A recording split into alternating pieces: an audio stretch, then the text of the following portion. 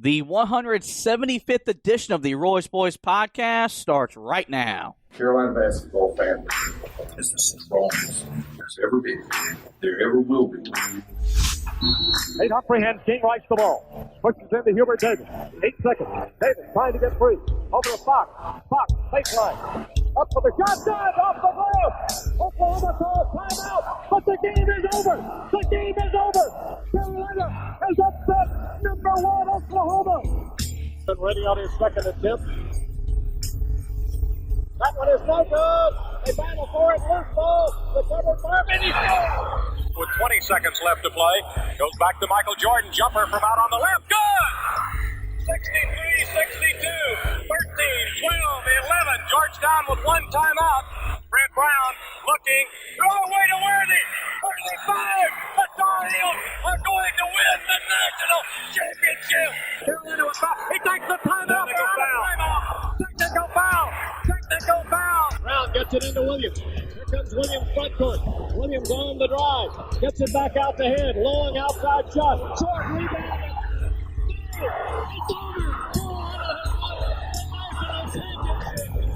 And how about the Tar Heels? They are the national champions. The Tar Heels are the national dadgum champions. And that's what it takes when you big time games. You got to compete. You do it with your brain, and you got to do it with your heart too. And that's pretty doggone good. From QCBroadcasting.com, this is the Royce Boys podcast with your host, Josh Marlowe. Hey everybody, welcome to another edition of the Royce Boys podcast. We are powered by Carolina Electrical Services. Josh and Anthony back with you, and today we're going to break down last night's disappointing, embarrassing, frustrating, more or less pathetic road loss at the Clemson Tigers as Carolina's 3-game win streak comes to an end, losing 63-50 in Little John Coliseum. And, you know, buddy, Carolina's looked bad at times this season. In the non-conference slate, they had their moments where they didn't look like a really good basketball team. The first 2 ACC losses of the season, they didn't look really good. Even in some wins over Notre Dame, Miami, and Wake Forest, they didn't look like a really good team that could compete in this league. Last night was as disappointing an effort I have seen from this team this year. And this is up there with some of the losses we saw last year. It's very rare that Carolina goes on the road and gets punked by an inferior team, and that's what happened last night. I understand that last night's game meant more to Clemson in terms of them trying to save their season, get back on track, and work their way back into the NCAA tournament discussion, but there's still no excuse for Carolina to come out as flat as they did last night, only scoring 21 points in the first half, only got to 50 on the night. That's the lowest margin of the season by far.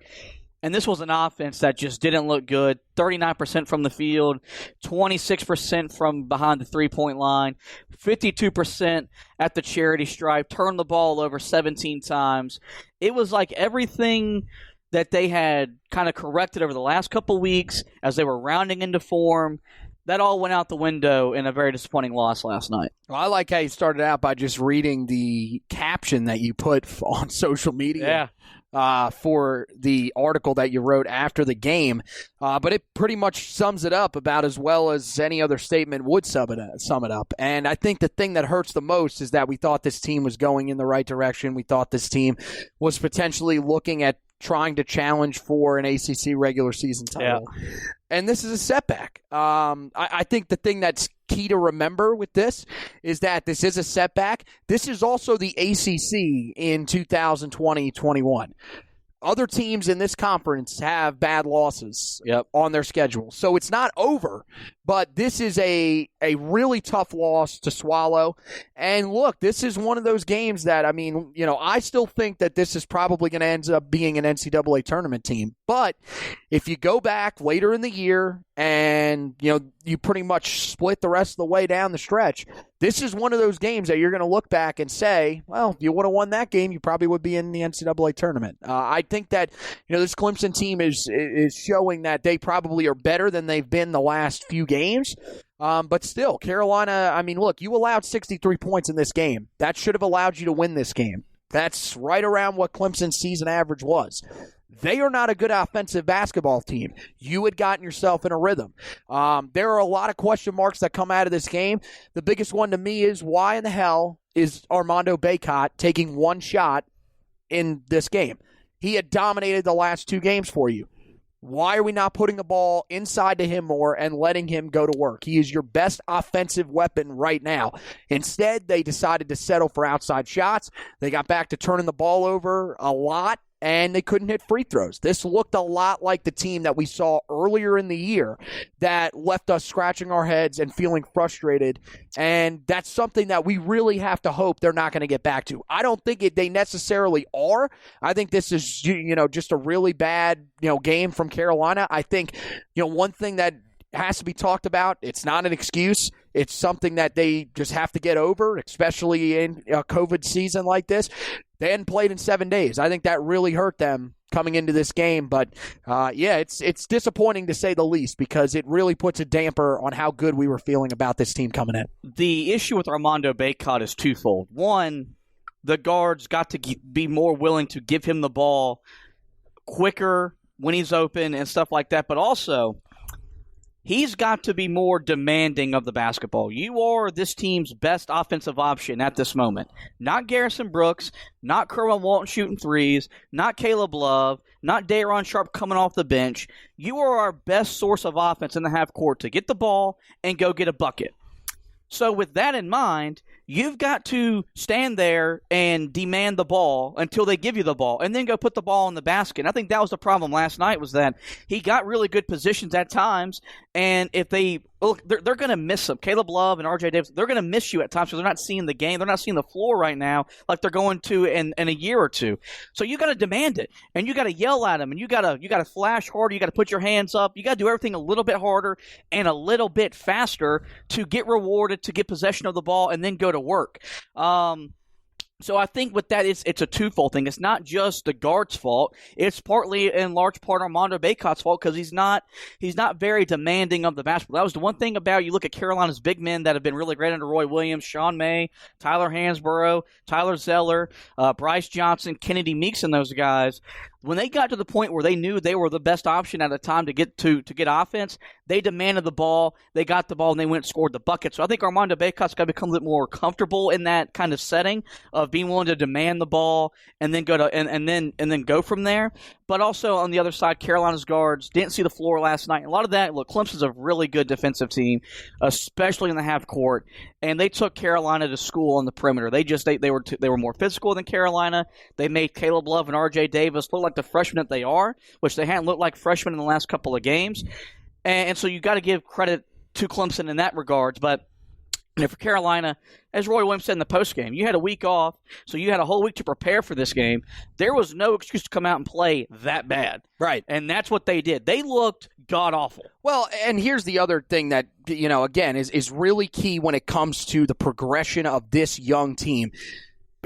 As we've said, even if you want to go and look at the football analogy for this, when they lost to Florida State earlier this year, the rise back to the top for Carolina basketball is not going to be a perfectly linear path. You are going to have games like this. You're going to have games where your freshmen struggle. You're going to have games where even your guys inside can't finish at the rim like they did in this game. You're going to have games where maybe you do struggle at the free throw line, because we knew that was going to be part of this team coming in. But I think the thing is that when you look at some of those stats that we talked about, the turnovers and not getting the ball inside to Armando Bacot as much as you should have. I mean, look, nobody that is leading your team in scoring should ever take one shot in an entire game unless they are hurt or get in immediate foul trouble. That can't happen. Yep. He's got to be, you've got to find ways to feed him the ball. I understand that, maybe teams are trying to take him away because they're realizing that he's the biggest threat on this Carolina team right now offensively. But I still think that you've got to find ways to get him post touches on the inside. They just didn't do that enough in this game. And look, this is one of those games where, again, you'll probably go back, you'll probably watch the film, you'll probably try to take some things away from it. But honestly, this is a game you need to just wash your hands of. Throw it out. You got this is your reset. This brought you back down to earth. Look, guys, we've been on a great run, but who have we really beaten that's been all that great? Not really anybody. So we've got to lock back in. We've got to be focused. And now you've got a rivalry matchup against your biggest rival that you have to get ready to take care of. I think that's going to be one of the big things for this team going into Saturday is, can you wash your hands of this loss, get this out of your head, and be focused for a game that is huge for you. I understand that it's probably not going to end up as a quad one win. If you win this game against Duke, this is big for your tournament resume because it's Duke. So you've got to be able to throw this game out. But yeah, it's one that Roy Williams is pulling his hair out, which really stinks because Roy doesn't have a ton of hair left, and we're doing the same on this side. Yeah. When we left the game after Pittsburgh, Adam Lucas wrote a tremendous article talking about Carolina's toughness in that game, how they never allowed Pittsburgh to make it a one-possession game in the second half. On 9 different occasions, Carolina responded and made what was a 4-point game back to a 2-possession game or more. And I really read into that, and I thought, man, Carolina's, they're getting tougher. And when Carolina's a very tough team, they're really tough to beat. So as dumb as Roy Williams felt last night, I felt equally as dumb as reinvesting my belief that this team can really play at a high level, win these types of games, because this kind of performance really takes it out of me and my belief in them. You got rebounded Clemson 38-28. That's great. Congratulations. But only 7 offensive rebounds, which converted into 6 second chance points. That's not good enough. That's inexcusable. Carolina's best offense, even on teams that have won national championships, is their second chance points, killing with offensive rebounds. The same goes for this team. Their best offense is to miss a shot and then let Armando Bacot or Garrison Brooks, and hell, last night it was Day'Ron Sharp, go get the ball and put the ball back up for an easy two. Especially late in games. We've seen that a lot with this team. And they just simply didn't do that last night. Only 18 points in the paint. Like, these are numbers that it's easy to see why Carolina went on the road and got punked, because those aren't good numbers for a team that's built to play inside. They had 18 points in the paint against Clemson. They had 48 in the game against Pittsburgh. Yes. Much different. I mean, you can see, why did the game plan change from what you did against Pittsburgh? I think a lot of it is like, look, Clemson's a really good half-court defensive team, and I get that. But you still had a week to prepare how to attack their defense. Yeah. And we chunked up 19 three-pointers and made 5 of them.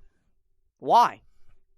This team, at the most, should shoot 10 to 15 threes. That's because you have to shoot the 3 ball at some point. I mean, I understand you got to take them just to make the defense respect it. But Caleb Love shouldn't be shooting 6 of them when you're only making 1 of them. Kerwin Walton, 3 of 6 from 3. That's the only guy I'm not going to complain about pulling the trigger. That's from his behind game. The 3-point I mean, he can maybe step inside, a foot or 2 inside and take a mid-range jumper. Kerwin's a jump shooter. There's not much else to his game, and you know what? That's fine. But it's got to be refined. Yeah. I mean, there is talent there, but you got to remember that this is a guy that was still considered a project when he came in, and he's still a freshman. So it's not always going to go down for him. Yeah, I'm with you. I just don't get why that seems to be the game plan. I don't know if they're thinking the same way that a lot of other people are thinking, which is that you need to play a more modern style of basketball. I mean, like we saw against Pittsburgh, I don't think you really need to do that. No, if you get the ball inside, it will open up those outside shots. And these guys, they need some room to be able to make these shots. They are not going to be able to hit one-on-one tough jump shots from outside the arc or even in the mid-range. They are not guys that can create separation off the dribble and make shots.